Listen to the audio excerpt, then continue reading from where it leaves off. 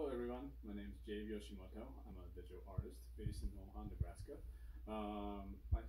This is my temporary pandemic studio here at home in our small apartment. You see that I'm working in my living room and also work in the kitchen with my paint supplies and so on. To give you a little background about myself, I am a trained painter. I graduated from Syracuse University with my master's and also at School of Art Institute of Chicago for my master's in art therapy. I usually work on paper. I unfortunately don't have all my works with me, so I will just show you an example on my laptop here. So as you can see, it's painting on paper.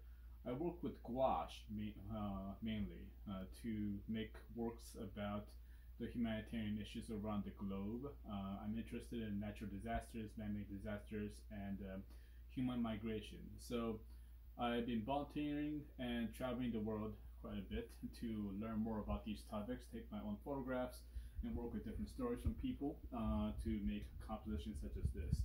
A few years ago, I injured my painting arm actually, so I had a hard time actually grabbing a paintbrush.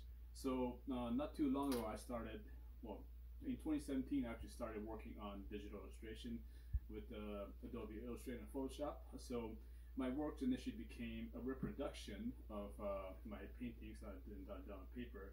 And now with my arms being a little bit better, I'm starting to paint on them again to kind of recreate the color, the theme, the emotions of the original painting.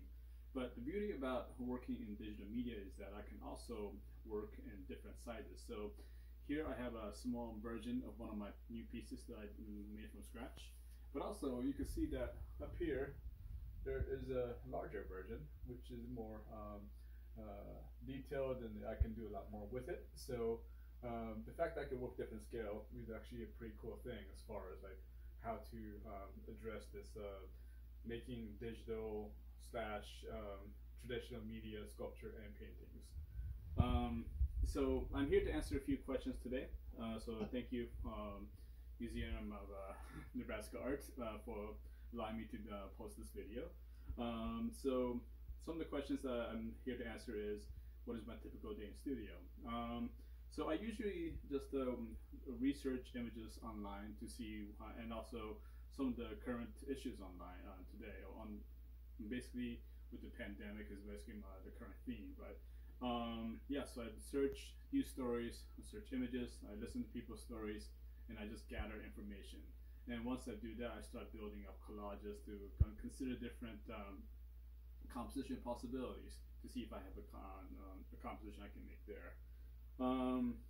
The second question is there a particular way your studio is set up to best produce? I work with what I have, basically. So if I have an open table of space, great, that's where I'll paint, that's where I'll make my work. If I have a computer, that's where I'll be doing my digital designs and so on. So there's a lot of different ways that I can work in a very compactful way. I typically pack my art supplies in a bag, so it's easy to really for me to transport things around. So I don't need too much space. As long as I have some kind of a table workspace, I can definitely get some production done as far as like be it painting or digital designs. Third question is, what are 3 or 4 objects in your studio as a place for me to create in? So I think one of the biggest thing I have is Godzilla figures.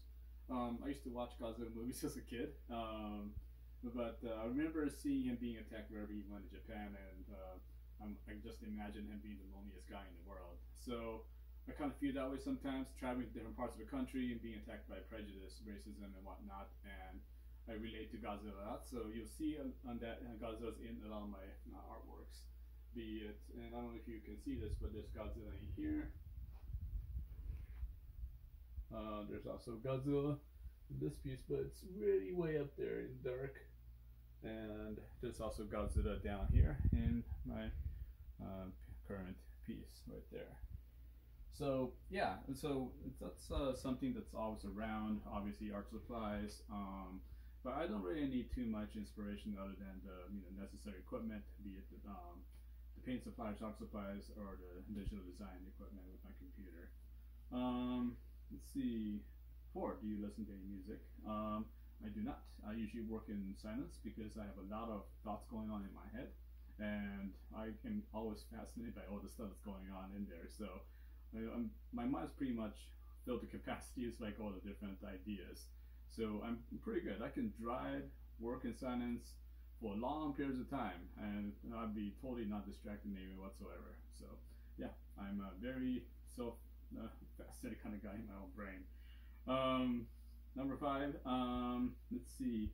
Can I speak on my new series of works? So I'm going to take you to my kitchen, so you see where I work currently, also, on top of painting.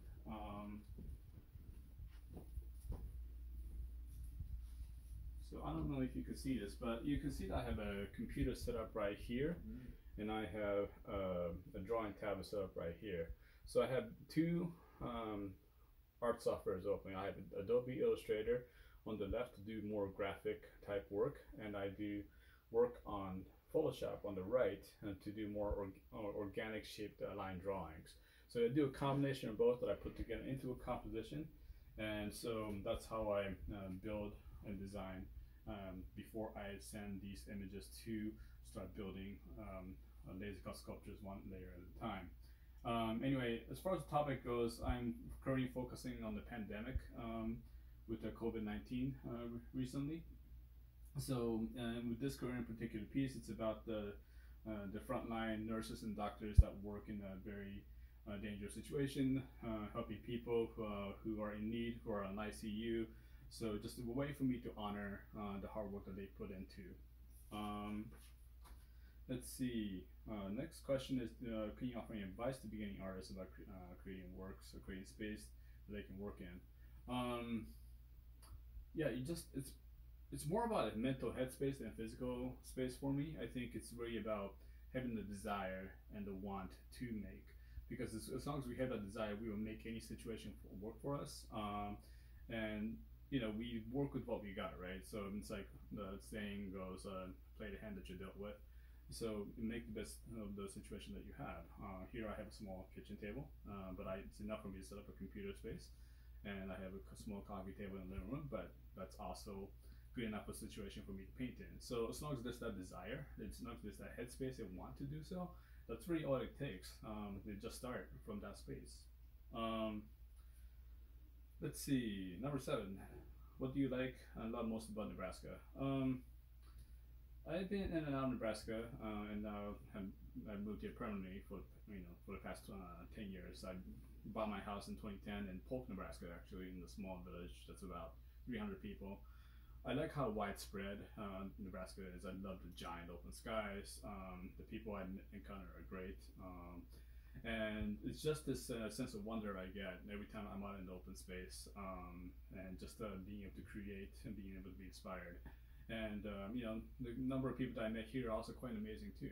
Very supportive, very creative people, and yeah, I hope that I keep meeting more people like that. That would help me inspire my work, and I hope that I can inspire them as well. So yeah, that's really about me. So thank you for tuning in, and I hope I'll talk to you soon.